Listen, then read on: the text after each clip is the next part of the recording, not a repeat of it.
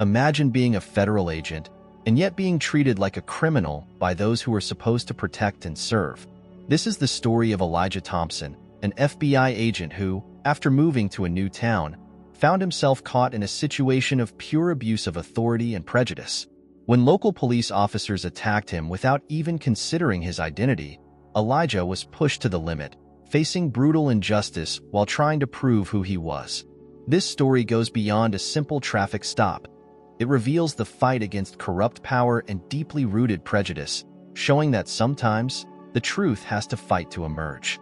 Watch until the end to see how Elijah managed to turn the tables and transform his experience into a symbol of resistance and justice. And if you believe that everyone deserves to be treated with dignity, like this video, subscribe to the channel and share it so more people can learn about this story. On a hot and muggy Monday morning, Elijah Thompson, a black FBI agent with nearly a decade of experience, parked his freshly polished car in front of his new house. He had moved to the town of Ridgewood just a week ago, a small town with a peculiar charm but a dark reputation for underlying racial tensions. Elijah felt confident and hopeful about starting a new chapter in his career, but at the same time, he couldn't ignore that his first interactions with the neighborhood had been marked by suspicious looks and cautious murmurs. As he opened the car door, Elijah noticed a patrol car slowing down as it passed by the street. He raised his hand, casually waving at the two officers inside. It was an innocent gesture, something he was used to doing to build a bridge of mutual respect with local authorities.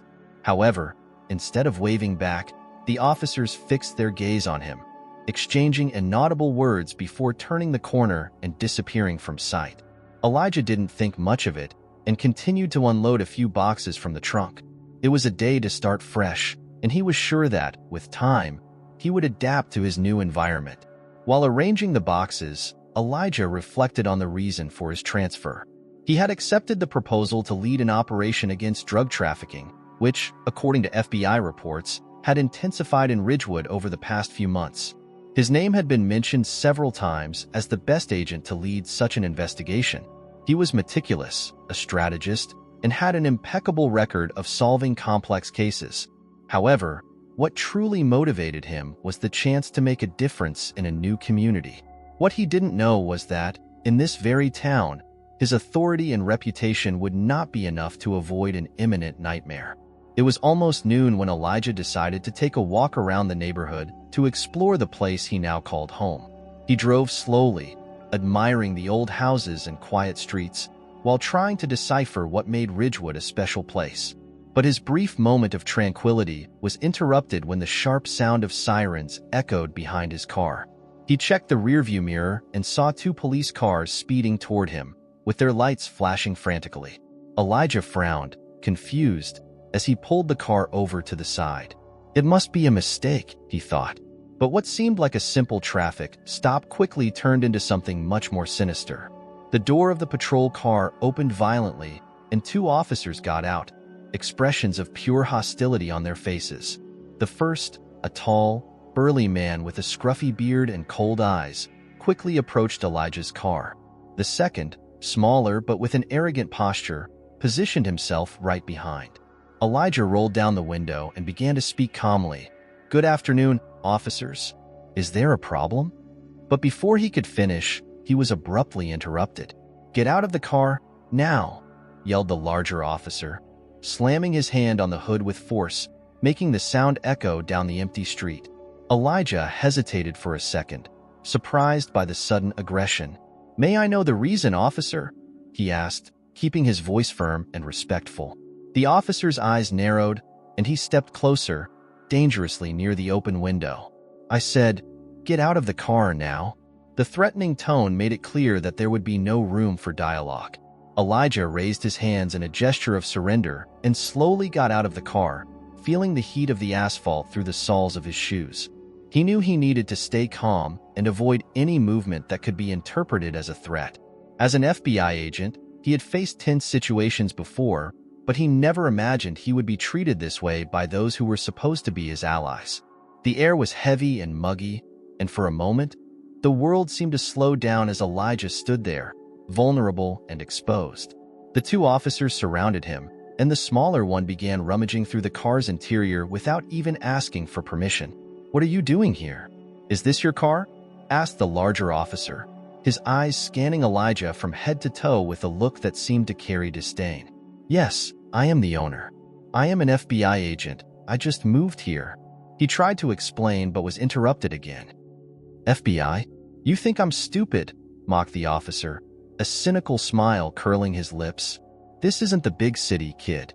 You're not fooling anyone with those stories." Elijah felt a chill run down his spine. He realized that no matter what he said, the decision had already been made. These men didn't see him as a colleague or a respectable citizen. To them, he was just another stranger who needed to be put in his place. He took a deep breath, keeping his voice firm. "There's my ID in the glove compartment. If you want, I can show it to you." But when he mentioned his ID, the smaller officer stepped out of the car and quickly approached, shoving Elijah against the vehicle with force. "Are you resisting an officer's order? Keep your hands where I can see them," he yelled. The situation was quickly spiraling out of control. Elijah tried to stay calm, but panic was starting to set in. He knew he needed to avoid any sudden movements, but he also needed to make it clear who he was. "I just want to grab my ID. I really am an FBI agent. If you let me show."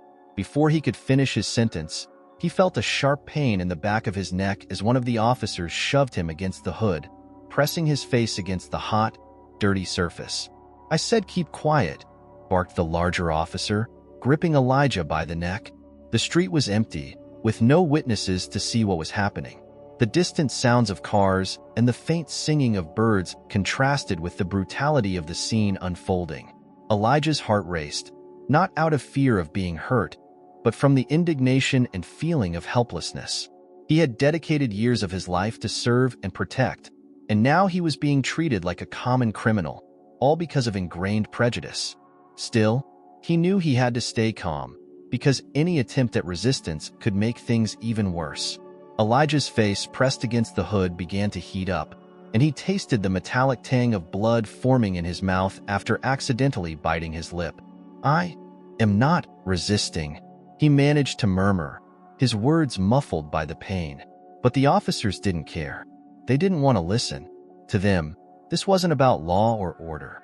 It was about power and control, and Elijah was just the unlucky target they had chosen to unleash their aggression on that day. Before we continue with this moving story, remember to like and subscribe to the channel. This is your way of contributing so that we can continue bringing powerful stories about justice and overcoming. Click the subscribe button now and activate the bell so you don't miss the next ones. Shall we continue? Elijah was pinned against the hood of his car, feeling the weight of the larger officer's hands holding him down with force. Pain radiated through his neck and shoulders, but he tried to keep his breathing calm and steady. He knew that any sudden movement could be misinterpreted as resistance. Despite his condition, his mind was racing, trying to find a way to defuse the situation. He had dealt with dangerous criminals in FBI operations before, but this was a completely different situation. He couldn't use his experience to get out of this without making things worse. The smaller officer continued to rummage through the car's interior, tossing objects out as if he was determined to find something incriminating. Elijah watched from the corner of his eye as his ID card fell onto the floor near the passenger seat, but the officer seemed to ignore it. "What are you hiding, huh? Where's the dope?" he asked, his voice full of sarcasm. Elijah tried once more to communicate. "I'm not hiding anything. My ID is right there inside. If you grab it, you'll see." But before he could finish, the larger officer interrupted him, pressing him even harder against the car. "Shut up. I know you're kind. You think you can fool everyone, but it's not going to work here." The anger and frustration mixed in his voice, revealing a clearly prejudiced stance. Elijah felt the tension building inside him, and for a brief moment, he questioned whether he should fight or keep trying to calm things down. He had always believed that his words could resolve conflicts, but it seemed that, at this moment, no words would be enough. Suddenly, the smaller officer found something that seemed to catch his attention, a discreet black case that Elijah kept in the center console. He picked it up with a malicious smile. "Well, look at what we have here. I bet this will be interesting." He opened the case and pulled out a shiny, gold badge that read, Federal Bureau of Investigation. The expression on the officer's face changed from surprise to confusion, and he held up the badge, looking at Elijah and then at his partner, who was still holding him down. "What's this? Did you steal this from someone? Where did you get it?" he asked, as if it were impossible for Elijah to be the rightful owner of that badge. The discomfort in the air was palpable. Elijah struggled to lift his head and looked directly at the officer holding the badge. "It's mine. I'm a federal agent, and you're making a big mistake. Please, grab my phone from the glove compartment and call my supervisor." "He can confirm." His voice was firm, but there was no arrogance in his words, just a desperate attempt to resolve the situation before it got even worse. However, the larger officer didn't seem willing to back down. Instead of easing up, he increased the pressure. "You think you can give orders here? Who do you think you are?" The smaller officer, however, seemed a bit more hesitant. He looked at the badge again and then at his partner, as if trying to figure out if this was a ruse or an inconvenient truth. "Maybe we should check, just to be sure," he started, but was cut off by the other. "We don't need to check anything. This is Ridgewood, not the capital. These guys come here thinking they can run everything." He gave a short, humorless laugh, as if the idea of a black man being a federal agent was an absurd joke. Elijah felt a wave of indignation rise within him. He wasn't just a victim in this situation. He was being dehumanized, disrespected, and treated like a criminal simply because of the color of his skin. He had faced prejudice before, of course, but never like this, never so openly and brutally. He knew that what was happening wasn't just a case of misunderstanding. It was racism, pure and simple. And paradoxically, this only reinforced his determination not to give in to anger.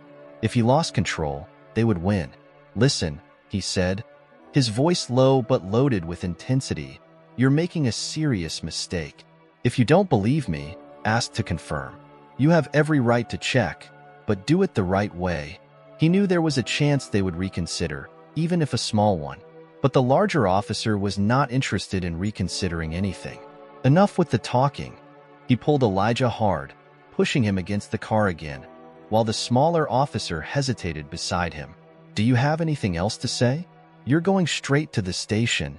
The word station echoed through Elijah's mind like a warning bell. He knew that if he were taken there, things could spiral out of control very quickly. He tried to remain calm, but desperation was starting to creep into his veins. "Please, just grab my phone and call my supervisor. I can prove everything. You're about to make your lives a lot more complicated than you realize." But even his rational and measured attempts to de-escalate the situation seemed useless in the face of the officer's arrogance.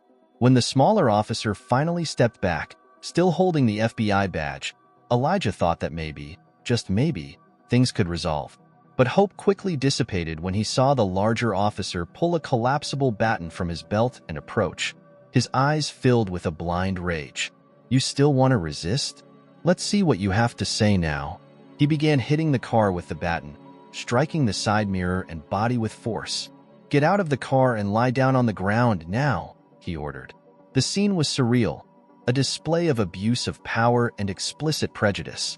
Elijah's car shook under the blows, and he knew he was one step away from being physically assaulted. "I'm cooperating. I just don't want this to turn into a tragedy," he said, through gritted teeth, as he looked at the officer still holding his badge. "Please, don't do this." But Elijah's words seemed to have no effect. The larger officer was beyond listening to any reason, and to him, every word Elijah spoke was just a reminder that this man needed to be silenced. Elijah found himself in a desperate situation. The sirens still echoed down the deserted street, but there was no sign that anyone would intervene on his behalf. The sound of the baton striking the car repeated, each blow reverberating like a reminder of the brutality that was about to unfold. The situation had escalated to a point where logical reasoning no longer seemed to have a place, and Elijah knew that the only thing left was to try to keep his dignity intact, even under the threat of such aggression. The larger officer's eyes were fixed on Elijah, filled with an anger that seemed to grow by the second. He stepped closer, still gripping the baton firmly. "Let's see what you can do now," he sneered, giving a slight tap on Elijah's shoulder with the tip of the baton, As if testing his reaction, Elijah remained still, trying not to react to the provocation, but his heart pounded in his chest, and he fought to stay calm. The smaller officer, still holding Elijah's FBI badge, finally took a few steps back, but he seemed lost in an internal conflict. He knew something was wrong, but the pressure from his partner and the context already established prevented him from acting. The street was unusually quiet for what was happening. It was as if the world had stopped to watch, but no one appeared to witness or intervene. Elijah felt a mix of frustration and helplessness. He was trapped in a nightmare, being assaulted by those who were supposed to protect. And, above all, the injustice of the situation was unbearable. He had sworn to uphold the law, and now the same law seemed to have turned its back on him. Suddenly, the larger officer made a sharp move and began pushing Elijah toward the hot asphalt. "Get down on the ground. Down!" he shouted. And when Elijah hesitated for a brief moment, he was shoved with such force that he fell to his knees. The impact was painful, and he nearly lost his balance, but managed to stay upright. As he tried to process what was happening, he felt a violent kick to his back that threw him forward, forcing him to lie completely on the ground. His face was pressed against the hot asphalt, and the heat burned his skin, while a mixture of humiliation and pain swirled inside him. "You can't do this," Elijah shouted, finally allowing his indignation to overflow. "I am a federal agent, and you're going to regret this," but his words seemed to fall on deaf ears. The larger officer leaned in and gave a short, mocking laugh. "Oh, yeah, you're the big federal agent, right? And I'm the president." He tapped lightly on the badge still in his partner's hand, as if it were a useless toy. "Here in Ridgewood, you're nobody." With that, he turned to the partner. "Cuff him. We're taking this agent to a place where he can learn not to mess with us." The smaller officer hesitated, his eyes darting from the badge in his hand to Elijah's face, now covered in sweat and dirt. For a moment, he seemed to consider the possibility that something was really wrong, but the impatient look from his partner made him swallow any doubt. He bent down and pulled the handcuffs from his belt, while Elijah tried, once again, to make himself heard. "You're making a mistake. If you call my supervisor, all of this will end. Please, I just want you to do the right thing." But instead of a response, he felt the cold metal of the handcuffs tightening around his wrists, the loud click echoing in his mind like a verdict. Elijah was lifted off the ground, his legs aching and his arms immobilized behind his back. He tasted blood in his mouth, and his vision began to blur slightly due to the heat and stress. As he was led toward the patrol car, he heard a group of hurried footsteps approaching. He turned his head as much as he could and saw two other officers joining the scene, apparently called in as reinforcement. Their expressions were equally cold and calculated, without a hint of compassion or curiosity about what was happening. It was as if Elijah being there, handcuffed and vulnerable, confirmed everything they needed to know. The officer who seemed to be the leader pointed at Elijah's car. "Check that. If you find anything, let me know." The two newcomers began to search the vehicle, rifling through everything, throwing belongings out and scattering the contents of the boxes Elijah was still trying to organize. It was as if his private life was being torn apart in broad daylight, each item thrown to the ground a representation of his dignity being shredded. Inside, Elijah tried to cling to the last hope he had left. The hope that someone would check his story, that someone would make a simple call that could end this whole tragedy. He couldn't understand how everything had unraveled so quickly, and the sense of helplessness was almost paralyzing. He wasn't a stranger to tense situations, but this time he wasn't the agent in control. He was the victim, and there was nothing he could do to free himself from the invisible chains of prejudice that kept him trapped. As he watched his belongings scattered on the ground, Elijah noticed that his phone, which had been in the glove compartment, had been tossed out and was now lying on the curb, untouched. If only he could reach it, he could try to make the call that would change everything. But he was restrained, without a voice and without the means to act. And, as the officers continued to rummage through his car with a fierce determination, he knew he was at the mercy of a system that seemed to have failed him in every possible way. "Let's hurry this up," said the larger officer, impatient. "I've wasted enough time here. If you don't find anything, Make something up. This guy is going to learn not to challenge us." His words were like knives, and each sentence cut Elijah's hope a little deeper. He knew what it meant when someone was determined to incriminate him without cause, and the reality of that possibility settled over him like an unbearable weight. The heat, the pain, and the despair were beginning to drain his strength, but he refused to break down. Even though the injustice was suffocating him, he was still an FBI agent, and there was a line he wouldn't let them cross without a fight. But at that moment, the fight wasn't physical. It was an internal battle to keep his dignity and sanity intact, to not allow the cruelty of those who should protect him to define him. He closed his eyes for a moment, taking a deep breath and murmuring to himself, "This will end. They don't know who they're dealing with, but they're going to find out." As Elijah stood handcuffed next to the patrol car, he watched the officers continue to rummage through his car, and the situation grew more tense with each passing minute. He felt a knot tighten in his throat but kept his expression neutral, desperately trying to maintain control. Inside, he was fighting a battle not to let anger and despair show. The humiliation of being treated this way, when all he wanted was to start a new life in that town, was devastating. Elijah had always believed in the law, and that was what motivated him to join the FBI. But now, seeing the law being used against him, it was as if one of the pillars of his identity was crumbling. The larger officer, whose name tag read Harris, approached Elijah again, his heavy steps echoing on the quiet street. "You're quiet now, huh?" he said with a mocking smile. "You were supposed to be a federal agent, right? Where's your power now?" Elijah kept his eyes fixed on the ground, taking a deep breath to avoid reacting. He knew that any response could be used against him, and at that moment, he needed to measure each word carefully. Harris tilted his head to the side, observing Elijah with a look of pure contempt. "You guys think you can come here and act like you own the place just because you have a little badge? Well, let me tell you something. Ridgewood isn't a place where you can do whatever you want."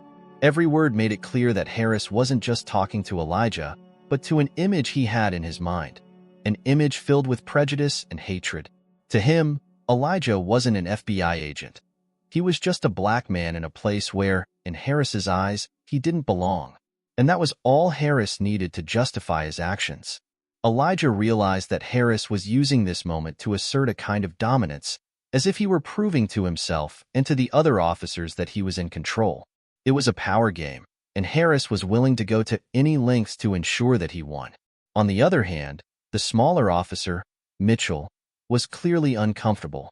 He looked at Harris, then at Elijah, and then at the FBI badge he was still holding. Mitchell wasn't new to the force, but he didn't have the same level of authority or presence as Harris. He was caught between loyalty to his partner and a growing sense that what they were doing was not only wrong but dangerous. He knew enough to understand that the consequences could be serious, especially if Elijah really was who he claimed to be. But like many who face such situations, Mitchell hesitated to challenge Harris's authority. In a system where loyalty equals survival, he chose the path of least resistance, even if it meant compromising his principles. Elijah watched Mitchell, picking up on the subtle signs of hesitation. He knew that if he had any chance of getting out of this situation, it would be through him. He decided to try a more direct approach. "Officer Mitchell," Elijah said, his voice low and controlled, "I can see you're not comfortable with this. I am who I say I am. I don't want to get you in trouble, but you need to verify my identity. One call to my supervisor, that's all it takes. I'm not asking for anything else." Mitchell hesitated, his expression quickly shifting from surprise to concern. He glanced briefly at Harris, who was still turned away, rummaging through some documents that had been taken from the car. For a brief moment, Mitchell seemed inclined to make the call, but then Harris turned around, his eyes narrowing as if he sensed that something was happening. "What are you doing, Mitchell?" he asked, his voice loaded with suspicion. Mitchell swallowed hard and quickly tucked the badge into the pocket of his jacket. "Nothing. I'm just checking." Harris stepped closer, placing a heavy hand on Mitchell's shoulder as if to reinforce his authority. "You don't need to check anything. This guy is a liar. I've seen his kind before. They think they can use these stories to get away with things, but not here." Harris turned again to Elijah, with a look that was a mix of disdain and superiority. "You're nobody here. Just another guy who thinks he can be in charge." He leaned in, getting a few inches from Elijah's face, and whispered, "And I'm going to make sure you never forget that." Elijah felt the anger building inside him. He wanted to scream. He wanted to fight. He wanted to do anything that could end this situation. But he knew that this would only feed into exactly what Harris wanted. So, he closed his eyes for a moment, taking a deep breath and focusing on the one thing that could save him: the truth. He wasn't a criminal. He wasn't someone who needed to hide. He was an FBI agent, and sooner or later, that would become evident. And when that happened, all of Harris's words would be confronted by reality. Meanwhile, Mitchell was clearly struggling. He had seen Harris act aggressively before, but never so openly. And though he wasn't brave enough to confront his partner directly, he knew something needed to be done. He glanced at Elijah's phone, which was lying on the curb, and then back at Harris, who was now distracted, talking to one of the other officers who had arrived. A dangerous idea formed in his mind. If he could make the call discreetly, maybe he could verify Elijah's identity without Harris knowing. But before he could act, Harris shouted again, "Everything ready? Let's take this guy to the station and get this over with." The words were definitive, as if he wanted to end any possibility of doubt or hesitation. Mitchell looked at Elijah one last time, his eyes carrying a mix of apology and helplessness. "Sorry," he murmured, and Elijah understood that, for now, his only chance of getting out of this situation was being suffocated by the fear and oppression that Harris wielded. The patrol car was ready to depart, and Elijah was roughly pushed inside. He felt the handcuffs tighten even more around his wrists, and the cold metal was a constant reminder of his situation. As the door closed behind him, he looked out the window and saw Mitchell, standing still, with the FBI badge still in the pocket of his jacket. Elijah knew that, as much as he wanted to believe that Mitchell would do the right thing, the reality was that he was alone, and no one there seemed willing to stand up for him. As the patrol car drove away from the scene, Elijah felt the weight of the handcuffs digging into his wrists and the psychological burden of the situation pressing even harder on his chest. He was confined in the back seat, his mind racing, trying to find a way out. He knew that the system he had helped protect was, at that moment, being used against him in an abusive and unjust way. With each mile the patrol car traveled, the reality of his situation became clearer. He wasn't seen as an FBI agent here, just as an easy target. However, as the patrol car sped down the road, Elijah noticed something that gave him renewed hope. A second car, black and discreet, appeared in the rearview mirror of the patrol car and was quickly approaching. He recognized that model immediately. It was an official FBI vehicle. His thoughts raced. Had his supervisor received some notification or alert and sent reinforcements? Was he finally going to be freed from this absurd situation? For a brief moment, Elijah allowed himself to believe that everything would turn out okay. The black car sped up and pulled alongside the patrol car, forcing the driver to slow down. Elijah tried to lean forward, straining to see more, and saw as the official car flashed its lights discreetly to get attention. The officers in the front exchanged confused glances. "What the hell is this?" murmured Harris, trying to maintain control of the steering. They didn't seem to realize the vehicle was from the FBI, but soon they were forced to pull over as the official car blocked their path. The driver of the black car got out and quickly walked toward the patrol car. He was a middle-aged man in an immaculate suit, with a serious and professional expression. He introduced himself as Agent Carter and showed his badge to Harris. "I'm Agent Carter, with the FBI. We received a notification about a possible issue involving one of our agents." He pointed at the car, clearly indicating that he was aware of Elijah's presence inside. "I'd like to know what's going on here." Harris seemed surprised, and for a moment, a glimpse of uncertainty crossed his face. He quickly composed himself and said, "This man is being detained for suspicious behavior and resisting arrest. He claims to be a federal agent, but we have no confirmation of that." Carter narrowed his eyes, observing Harris with a calmness that seemed to disarm the officer's confidence. "I'd like to hear what he has to say, if you don't mind." Mitchell, who was in the passenger seat, looked relieved and immediately got out of the car, pulling Elijah's badge from his pocket and handing it to Carter. He said he was with the FBI, and well, here's the badge. Carter took the badge and examined it quickly before turning to Harris. Did you verify this? Because I can guarantee that this badge is authentic and that you're making a very serious mistake. Carter's words were like an electric current running through Elijah's body. He felt the tension ease a bit, as if there was finally a chance his voice would be heard. But Harris didn't seem ready to back down so easily. He crossed his arms and glared at Carter, trying to maintain his authority. With all due respect, sir, I still need to verify this. He was extremely aggressive and non-compliant during the stop.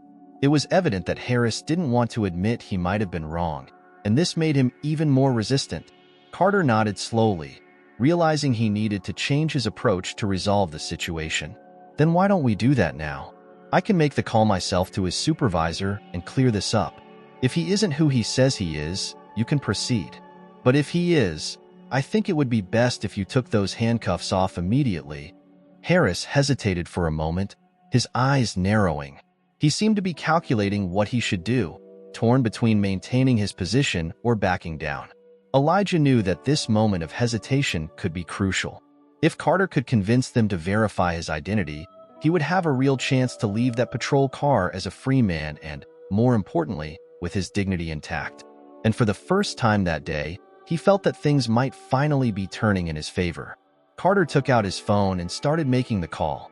The seconds felt like hours as the phone rang, and the tension mounted with each ring that echoed in Elijah's mind. Finally, the call was answered, and Carter began to explain the situation to Elijah's supervisor. The conversation was brief but definitive. Yes, I'm with Agent Thompson. It seems there was a misunderstanding here.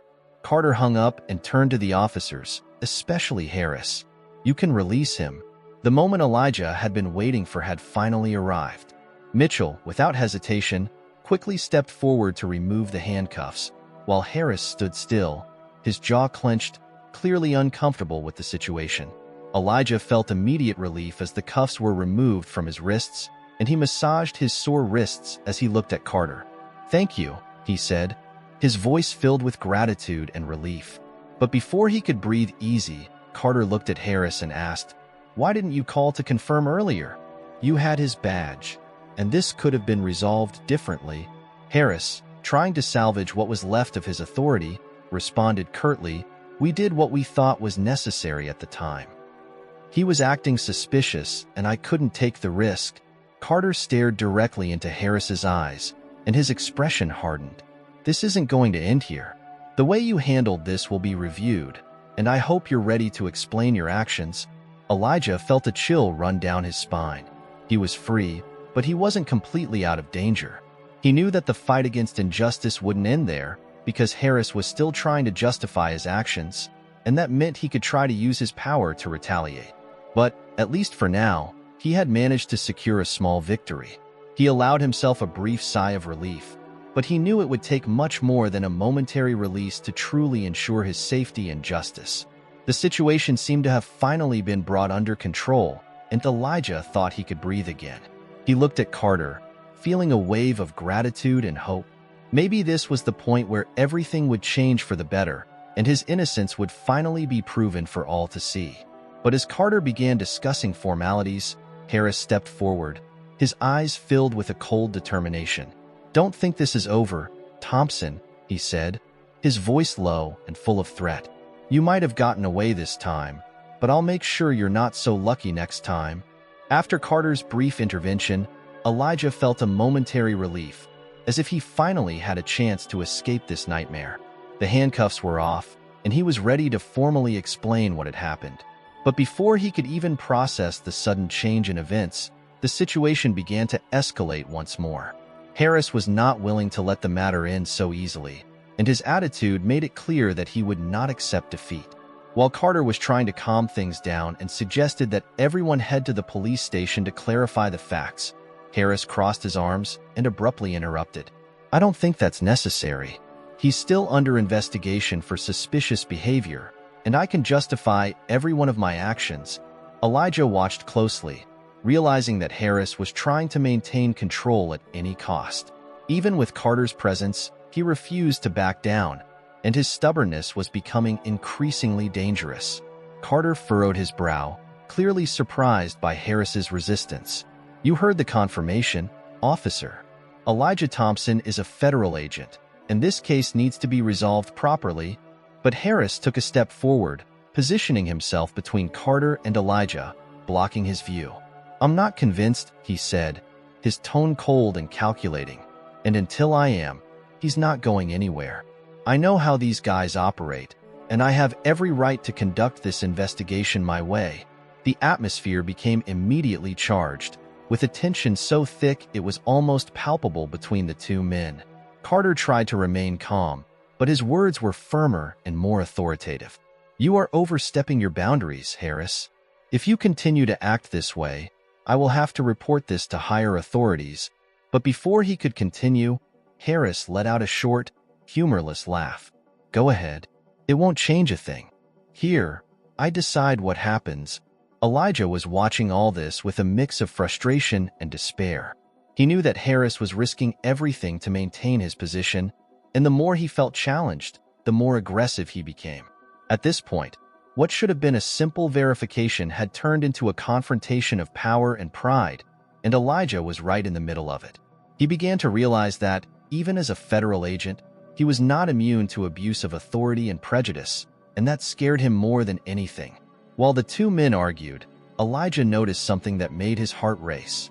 One of the other officers, who had been silent and on the sidelines, was fiddling with his radio, exchanging a few words with someone on the other end. When he finished, he approached Harris and whispered something in his ear. Harris nodded, and a dark smile spread across his face. "Looks like we have a new development," he said, barely hiding his satisfaction. "I just got a call saying we need to take you to the station for further questioning. Seems like there are some questions that need answers." Carter immediately sensed something was wrong. "That doesn't make any sense. You don't have legal grounds to continue this after verifying his identity." But Harris seemed to have a ready response. "He's being investigated for suspicious behavior, and that's reason enough to proceed. If you want to keep arguing, you can do it at the station." The decision seemed arbitrary and unfair, and Elijah felt panic begin to creep in again.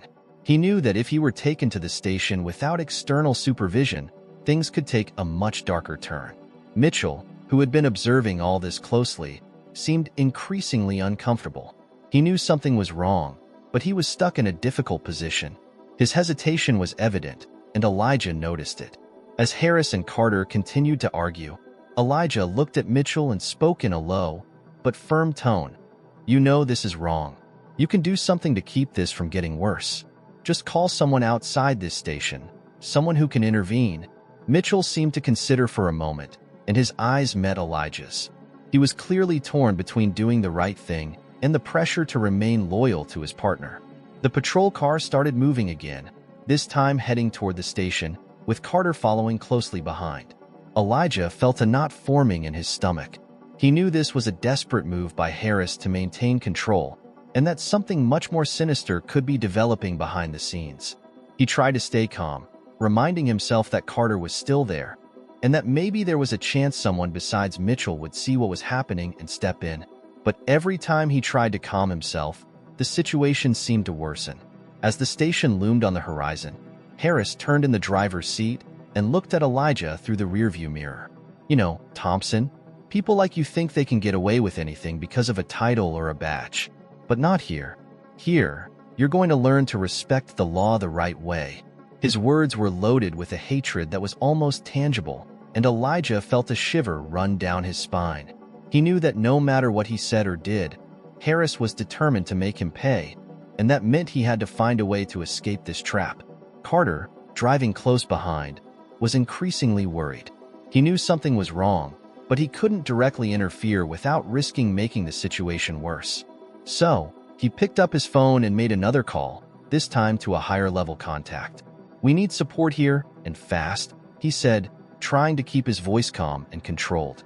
"Something is very wrong, and if we don't intervene now, this could spiral completely out of control."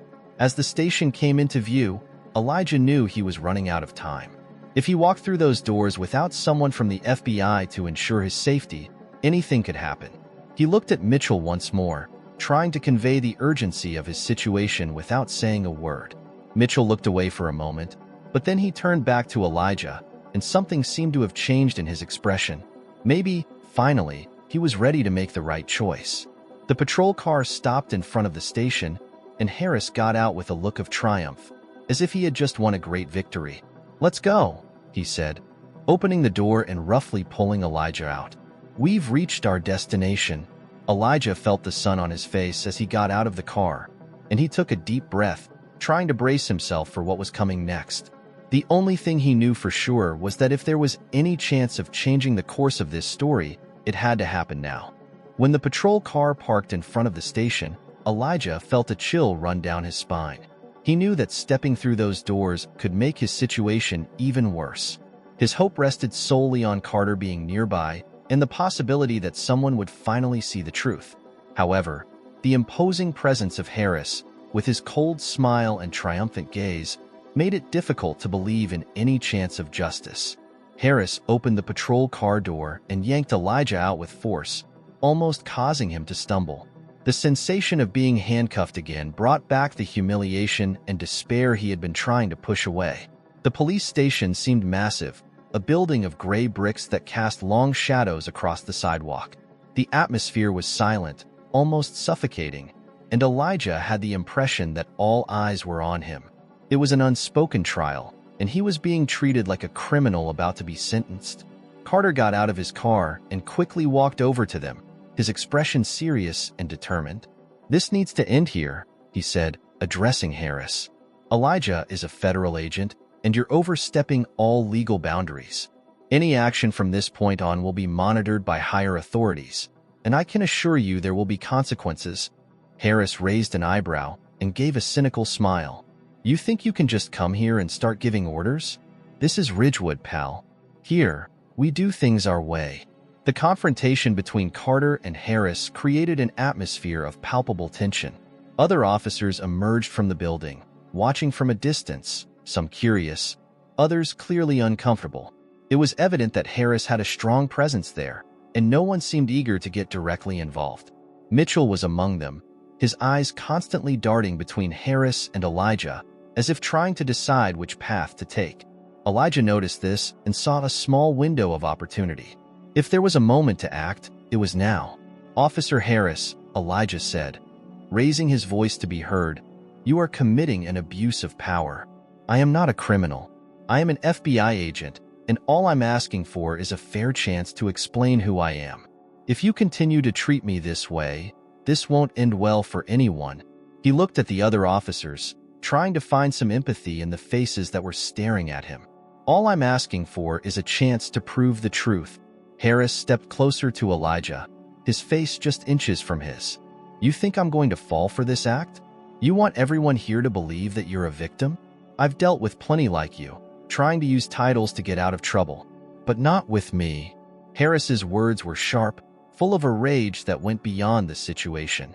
Elijah realized that, for Harris, this wasn't just about maintaining control. It was about ego and deeply rooted prejudice.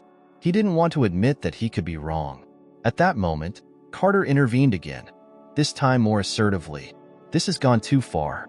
I'm going to make a call right now to the regional division director, and I can guarantee that if we don't resolve this here, it will be resolved in court.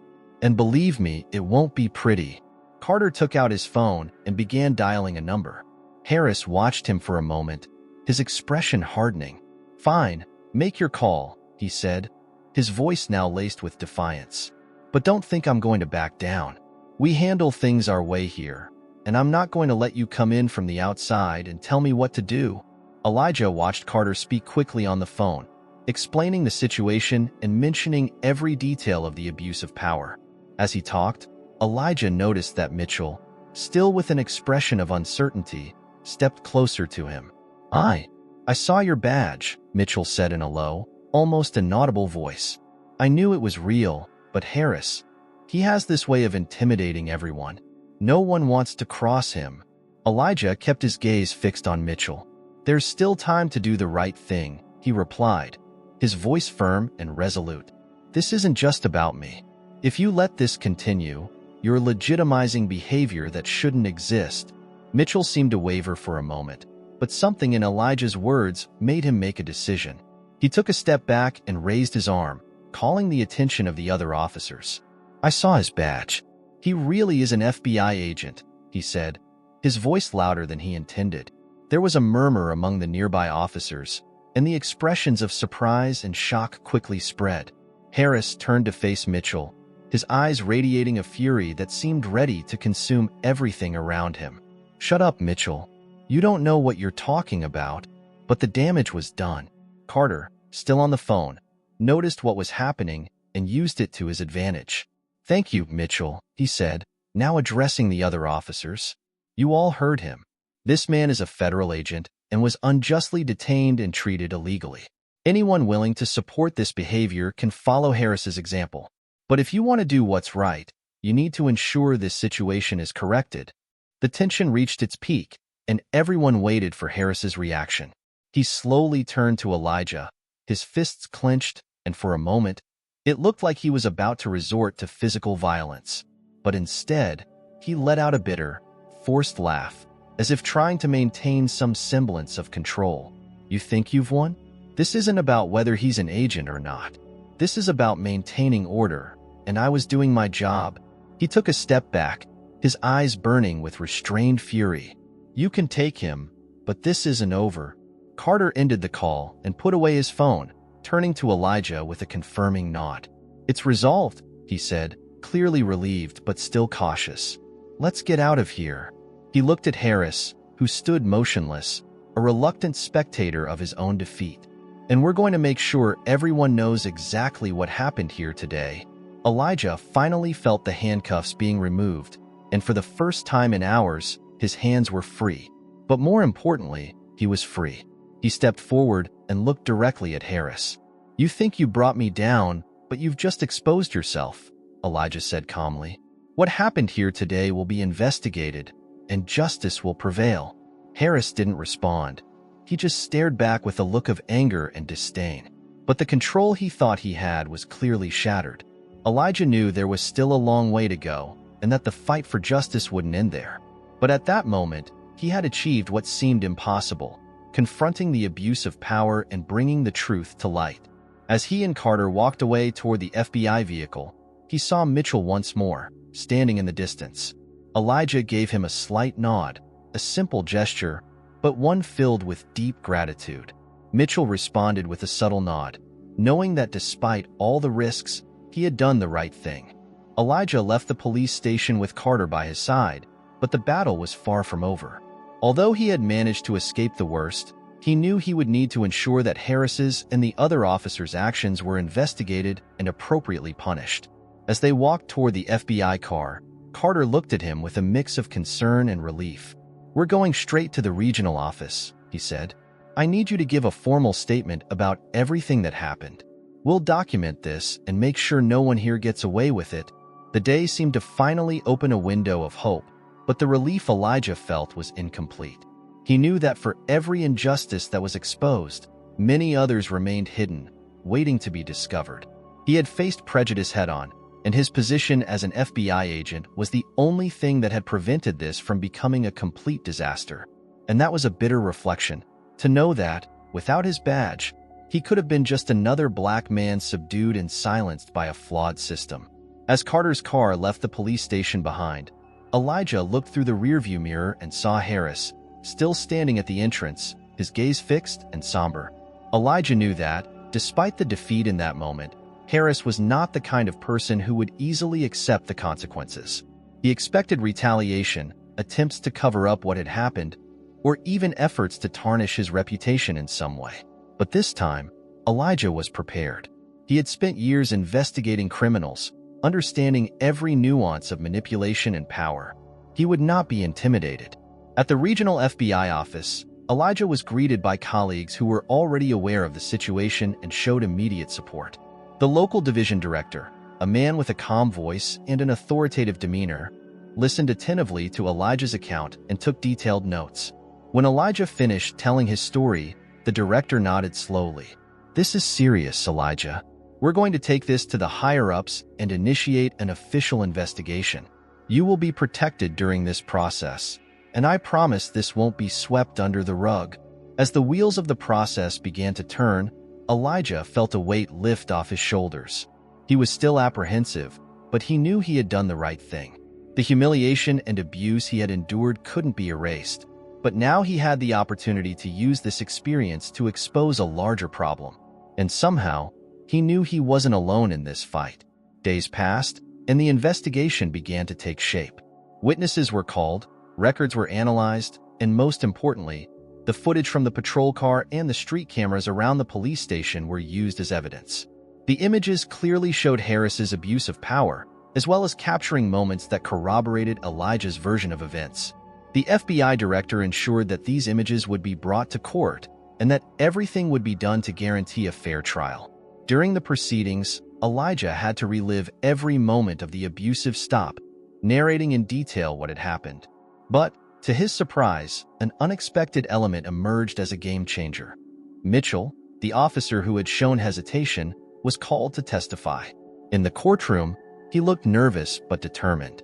When questioned, he revealed that he had been pressured to ignore Elijah's badge and follow Harris's orders, even though he knew they were wrong. "I saw that he was from the FBI," Mitchell said, his voice trembling slightly, "but I was afraid to confront Officer Harris. I should have done more, and that's why I'm here today." Mitchell's testimony was a crucial moment. He had his faults, but by choosing the truth in the end, he ensured that justice had a real chance. Harris, on the other hand, tried to maintain his stance, but the combination of evidence and testimonies proved overwhelming. In the end, he was suspended and later stripped of his position, facing a series of charges ranging from abuse of power to improper conduct. Elijah watched the court proceedings conclude with a sense of relief, but also of responsibility. He knew his fight wasn't just for himself, but for everyone who had been through similar situations and hadn't had the chance to defend themselves. News of the case gained national attention, and soon the incident in Ridgewood became a symbol of the need for reform and accountability within the police force. Elijah was invited to speak about his experience on various platforms, and he took every opportunity to draw attention to issues of racism and abuse of authority.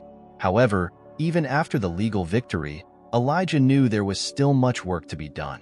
He received messages of support from across the country, but also encountered resistance from certain groups who insisted on discrediting his story. But, for him, this only reinforced the need to keep fighting. He wanted his experience to be a catalyst for real and lasting change, and he was willing to put himself on the line to make that happen. Carter, who had been a crucial ally throughout the process, met with Elijah a few weeks after the trial ended. "You did something important, Elijah," he said. "Few would have the courage to face this the way you did." Elijah smiled, but his expression was serious. "I didn't do it out of courage. I did it because it was necessary. Because if I had stayed silent, nothing would have changed. And that's what we need to remember. Silence allows injustice to continue." And so, Elijah continued his work with the FBI, but now with an even clearer mission.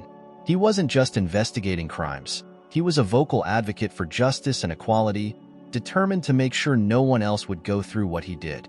His story became a reminder that, even in the face of adversity, the truth has the power to prevail and justice can be achieved, as long as there are those willing to fight for it. The town of Ridgewood was never the same. Harris's downfall sent a clear message, and new policies for training and accountability were implemented to prevent anything like this from happening again. Elijah knew there was still a long road ahead, but at least he had managed to take the first step. And that was a step that would resonate for a long time, reminding everyone that power cannot be used to oppress, and that everyone, regardless of their position, deserves to be treated with dignity and respect. Elijah Thompson's story isn't just about a poorly handled traffic stop. It's about power, prejudice, and the fight for justice in a system that often fails to protect the vulnerable. Elijah could have been silenced. He could have accepted what happened and moved on, but he chose to stand up and fight, not just for himself, but for everyone who has never had the chance to be heard. What happened in Ridgewood was a clear example of how abuse of authority and racism are still real problems, even in places where the law should prevail. Elijah used his voice and position to expose what happened, and his courage forced an entire system to be challenged and, eventually, changed. But this story doesn't end here. There is still much work to be done to ensure that everyone, no matter who they are, is treated with dignity and respect. We must remember that silence is the greatest ally of injustice. If you see something wrong, don't be afraid to speak up. Support those on the front lines of the fight for equality, and keep believing that the truth, when defended, can prevail. And of course, subscribe to our channel for more stories like this one. Share your thoughts in the comments. We want to hear your voice.